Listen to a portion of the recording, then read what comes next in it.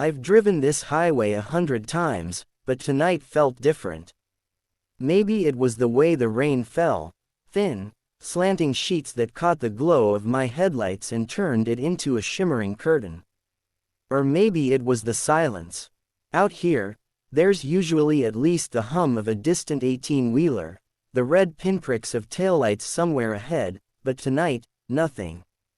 Just me, the endless black ribbon of asphalt, and the occasional hiss of wet tires cutting through puddles.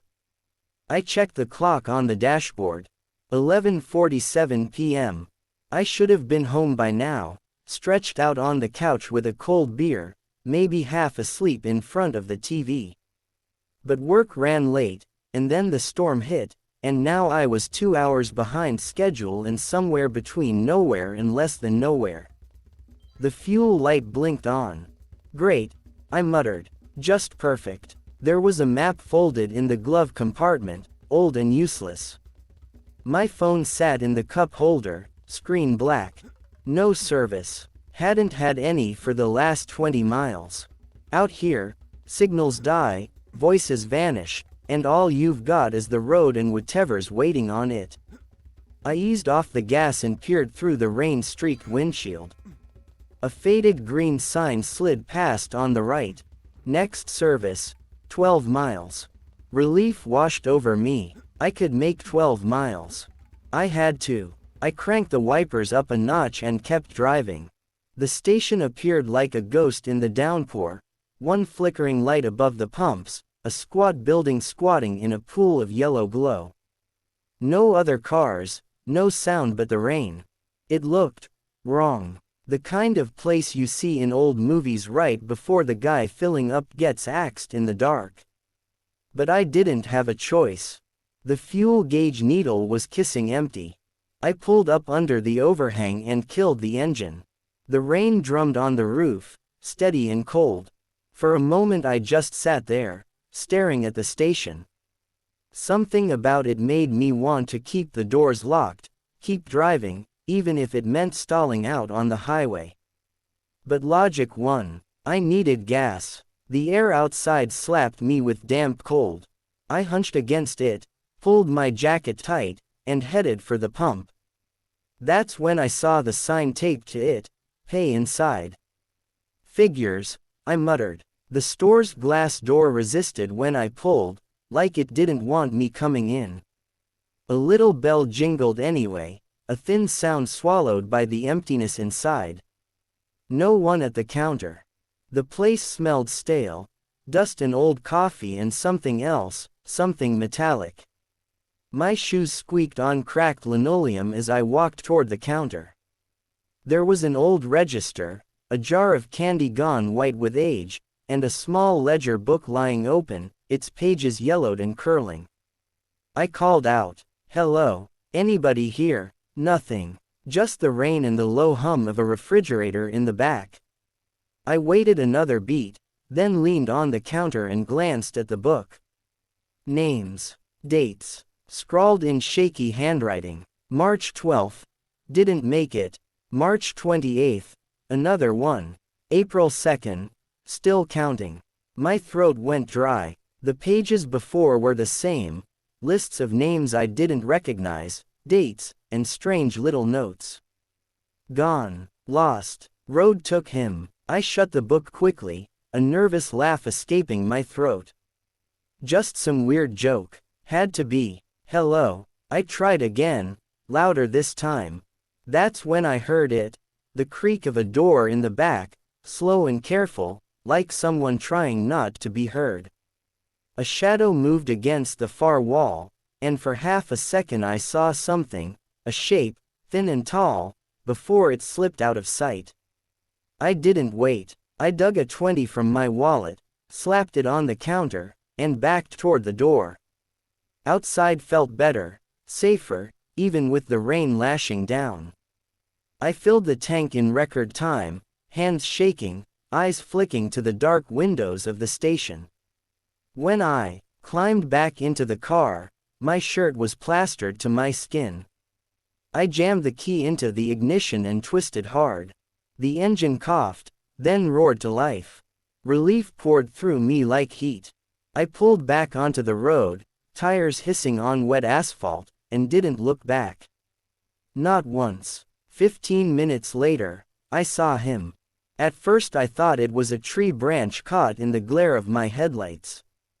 But then it moved. A figure, standing on the shoulder of the road, drenched and still, thumb sticking out.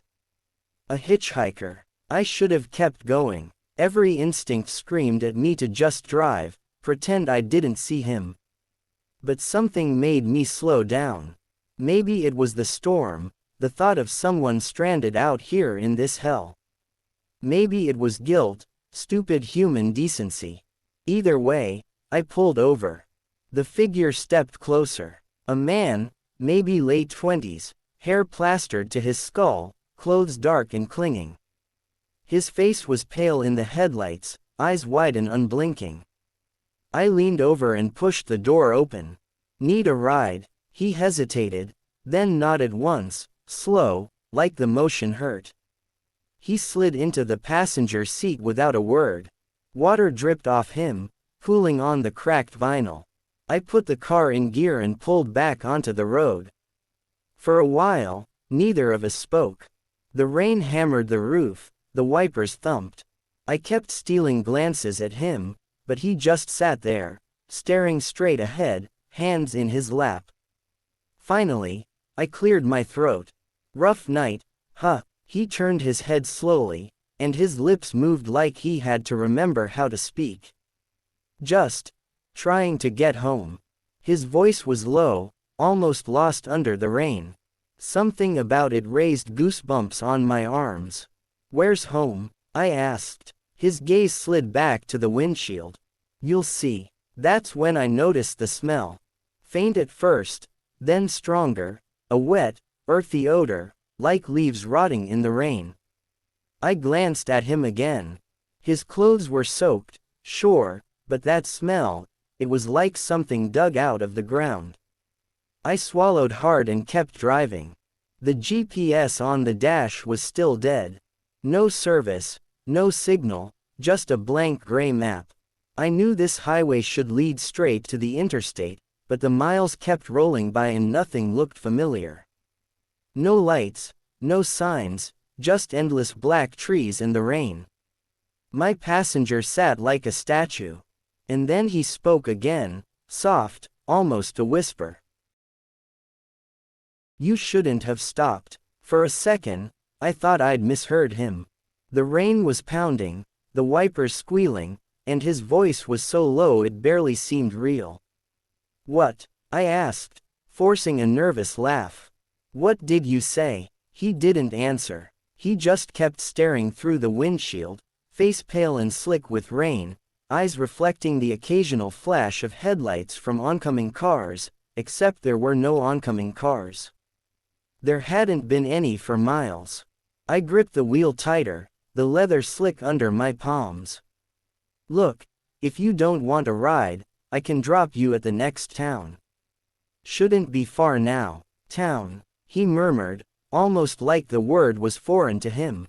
Then, slowly, he turned to look at me.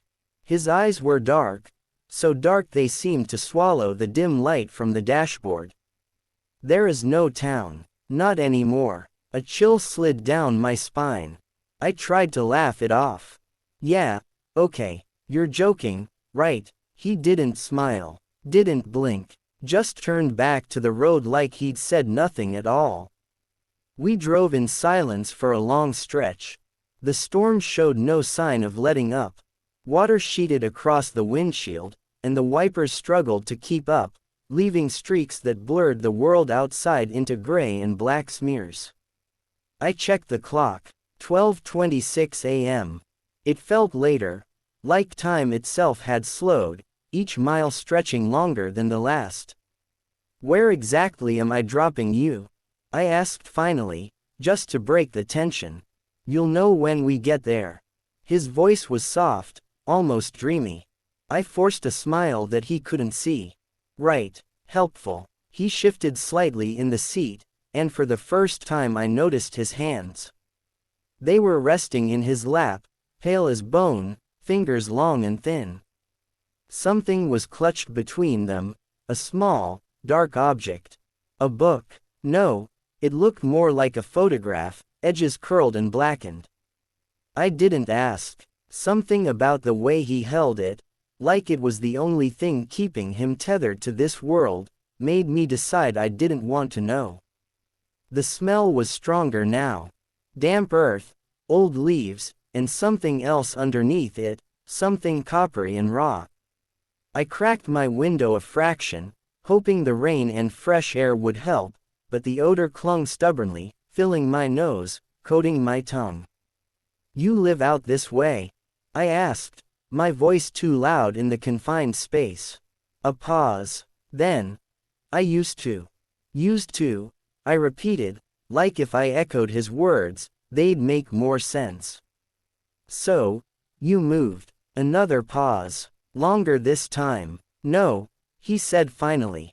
"I didn't move. They did." Before I could ask what that meant, he lifted the photograph, or whatever it was, and stared at it, his lips moving silently, like he was talking to someone who wasn't there. I tried to glance without being obvious. In the dim glow from the dash, I caught a glimpse of pale faces, 3 of them, smiling stiffly for the camera. A man, a woman, a little girl between them. The photo looked old, the colors faded, the corners burned. The man's thumb stroked the image, slow and gentle. Then he whispered, so soft I almost didn't catch it. "Almost home." That was when the road began to change. At first, I thought it was just the rain making things look strange. The trees pressed closer, their branches clawing at the sky like skeletal hands. The asphalt was cracked and broken in places, weeds pushing through. No painted lines, no signs. I slowed down, peering through the downpour. "Huh, that's weird. I don't remember this stretch." "You wouldn't," he said simply. I glanced at him. "What's that supposed to mean?" He didn't answer, just kept staring ahead, a faint smile curling his lips. The GPS was still blank. My phone, when I checked it at a red light that didn't seem to belong to anything, was dead. Not out of battery, just dead. My stomach knotted. Something was wrong. "Look, man," I said, trying to keep my voice light. "Where exactly are we going?" "You never said." "I told you." He turned to me slowly, and his smile widened. "Home." A shape loomed ahead in the rain, an old sign, its metal bent and rusted. I slowed to read it, squinting through the water running down the glass. "Welcome to Hollow Creek." The letters were faded, barely visible. Beneath the name, in smaller print, Population 0. I stared at it, my skin crawling. Population 0. Was that some kind of joke? A vandal messing around? "What the hell?" I muttered. The man beside me chuckled softly, a sound that made my insides clench. I shot him a glance. "What's funny?" "You'll see," he said again. The town appeared like a ghost out of the fog, a cluster of buildings hunched against the rain, their windows black, their doors sagging. The streets were empty, slick with water, the streetlights dead. It looked abandoned. Not just recently abandoned, but long dead, like no one had lived here for decades. "What is this place?" I asked, my voice barely more than a whisper. "Hollow Creek," he said, like that explained everything. I drove slowly down the main street, tires hissing on cracked pavement. Storefronts gaped like broken teeth, their signs faded and peeling. Harper's Grocery, Miller's Hardware, all of it frozen in time, left to rot. My passenger sat perfectly still, eyes fixed on something ahead, that faint smile never leaving his face. "Pull over," he said suddenly. "What? Why?" "Here." His voice was sharper now, commanding. I didn't want to stop. Every nerve in my body screamed to keep driving, to get the hell out of this corpse of a town. But my hands turned the wheel anyway, like they didn't belong to me. I pulled up in front of what had once been a house. 2 stories, paint blistered and peeling, windows boarded up. A swing set stood in the yard, its chains rattling softly in the wind. The man opened the door. "Wait. Hey," I said, but he was already out, moving toward the house with slow, deliberate steps. I killed the engine and scrambled out after him, the rain drenching me instantly. "Hold on," I called. "Where are you going? What the hell is this?" He didn't answer. Didn't even look back. The front door groaned when he pushed it open. The sound echoed in the empty street like a scream. "Damn it," I muttered, and followed him inside. The smell hit me first, dust and rot and something fouler underneath. The air was thick, heavy, like it hadn't been breathed in years. The house was a ruin. Wallpaper hung in strips, the floorboards sagged, and the ceiling above was a patchwork of water stains. The man stood in the middle of what had once been a living room, staring at the blackened hearth. His shoulders shook, not with cold, but with something else. "Hey," I said again, softer now. "What is this place?" His voice was barely a whisper, but it cut through the silence like a blade. "My home." Before I could respond, a sound drifted from the hallway, a soft creak, like footsteps on old wood. I froze. "Did you hear that?" I asked. The man didn't move, didn't even turn his head. Another creak, closer this time. The hair on my arms stood on end. "Who's there?" I called, my voice cracking. Silence. Then, faint and breathy, a child's giggle. The sound froze me where I stood. A soft, breathy giggle that floated through the dark like smoke. I whipped around, heart pounding, eyes straining against the gloom. The hallway yawned ahead, narrow and crooked, its wallpaper torn and curling. Shadows pooled in the corners, deep and thick as tar. "Who's there?" My voice came out hoarse, trembling. No answer. I looked back at the hitchhiker. He hadn't moved, still standing in front of the fireplace, his back to me, shoulders slumped, head bowed. "Hey," I said, sharper now. "Did you hear that?" Slowly, too slowly, he turned his head. His eyes found mine, and something in them made my stomach twist. They weren't just dark anymore. They were empty, hollow. "I told you," he murmured. "Almost home." A floorboard creaked behind me. I spun back toward the hallway, pulse hammering. Nothing. Just shadows and peeling wallpaper. Then, faint as a breath, another giggle. High-pitched, childlike. "Okay," I said, backing away, hands raised like that could ward off whatever this was. This is messed up. We're leaving. Right now." The man didn't move, didn't blink. "I'm not going anywhere," he said. His voice was calm, almost serene. "I'm already home." Something shifted in the darkness of the hall. Not sound, not light, just presence. The air grew heavier, thicker, like it was pressing down on me. My lungs struggled to pull in a breath. I backed toward the door, keeping my eyes on the shadows. "Fine. You stay. I'm gone." I turned and bolted for the porch. The rain hit me like a wall, cold and punishing. I stumbled across the yard, mud sucking at my shoes, and practically dove into the driver's seat. My hands shook so hard I could barely jam the key into the ignition. The engine roared to life, a blessed sound. I slammed the door, threw it in reverse, and gunned it down the cracked driveway. Only when the house vanished in the mirror did I let out a shuddering breath. "Screw that," I muttered, voice shaking.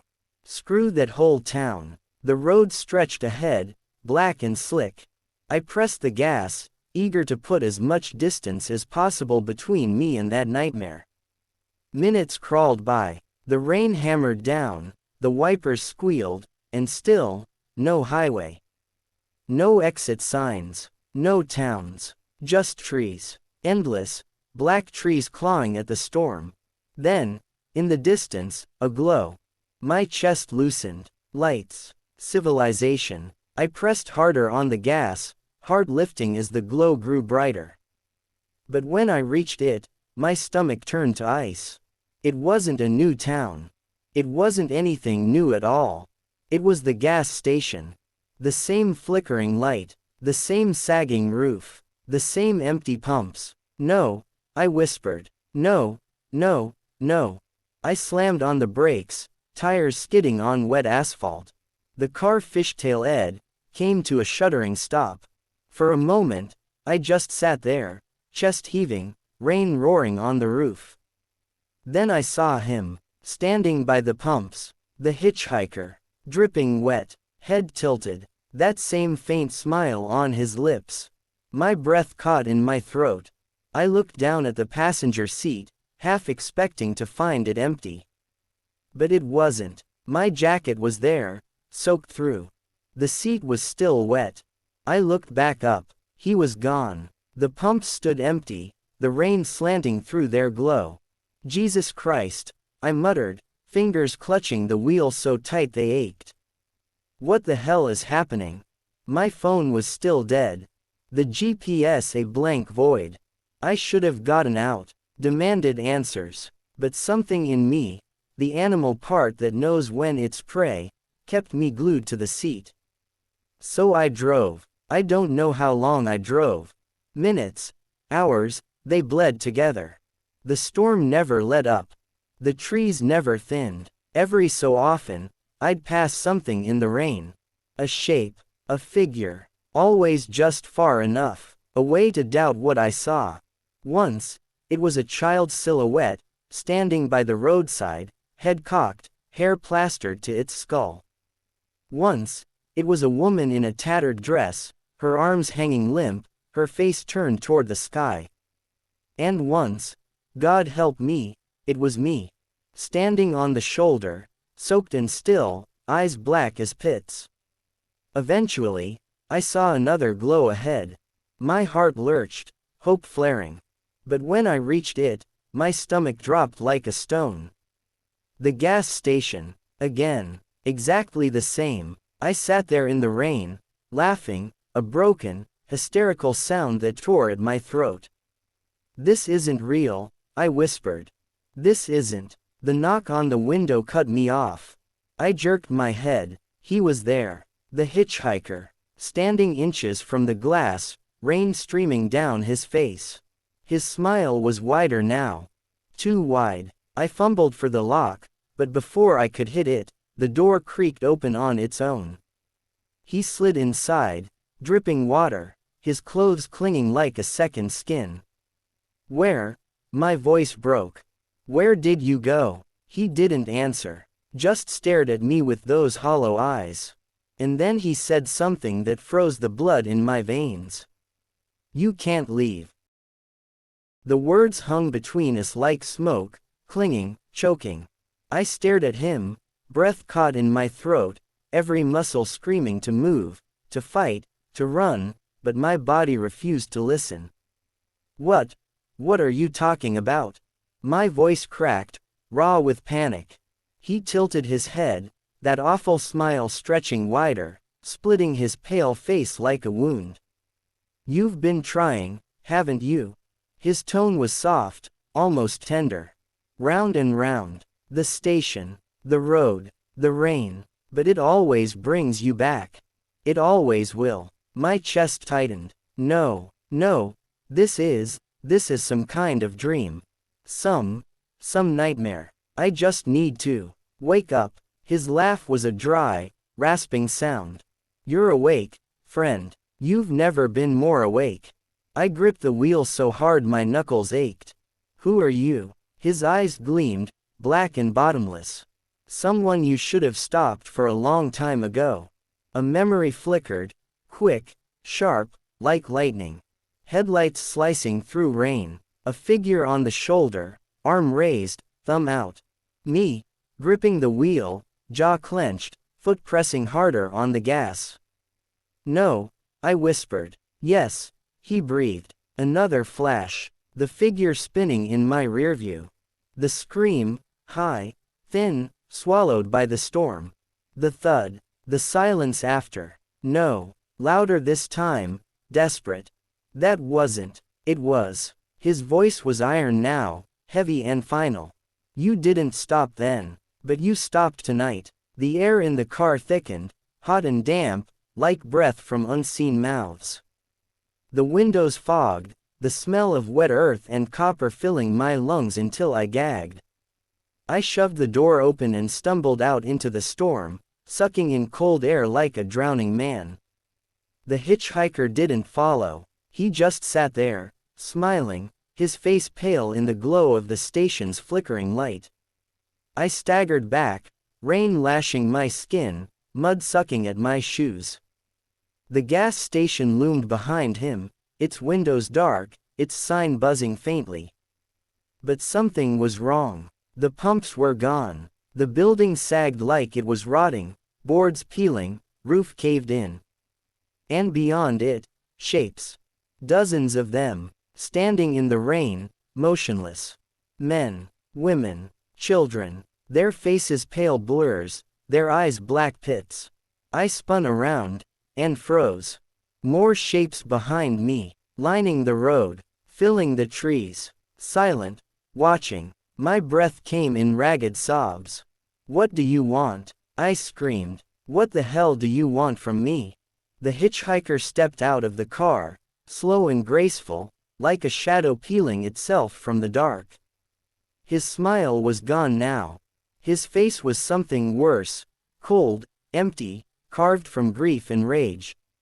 What do we want? He said softly. We want you to remember. The ground buckled beneath my feet. Not literally, but that's how it felt, like reality itself tilted, twisting under me. Voices rose, low and distant, threading through the rain.